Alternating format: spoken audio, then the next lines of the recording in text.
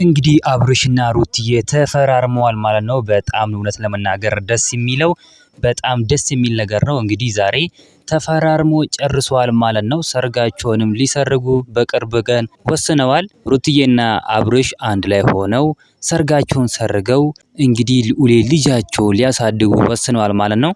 አብርሽም እንግዲህ በጣም ጥሩና አሪፍ ውሳኔ ነው የወሰነው። እውነት ለመናገር በጣም ደስ የሚል ነገር ነው እንግዲህ አብርሽ ወንድማችን ያደረገው ማለት ነው።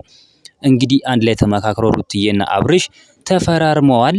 ሰርጋቸውም በቅርቡ እንደሚሆን ይፋ አድርጓል ማለት ነው።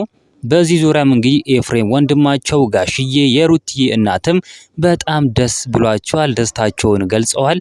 እንግዲህ በጣም የከፋት ሄርሜላ ናት። ሄርሜላ በጣም ተናዳን ያለችው እነሱ አንድ ላይ መሆን የለባቸውም እነሱ ሰርጋቸው ሲሰርጉ እኔ ባይኔ አላይም ብላ ተናዳ ተቆጥታለች። በጣም ተናዳ ነው ያለችው ማለት ነው ሄርሜላ። እንግዲህ ምንም ማድረግ አይቻልም። አብርሽና ሩታ አንድ ላይ ሆነው ፍቅራቸው አንድ ላይ ሆነው ሲኖሩልን እኛም በጣም ደስ ይለናል። እኛም እሱን ነው የምንወደው።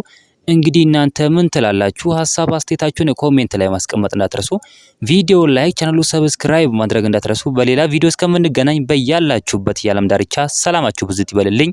ደህና ሁኑልኝ።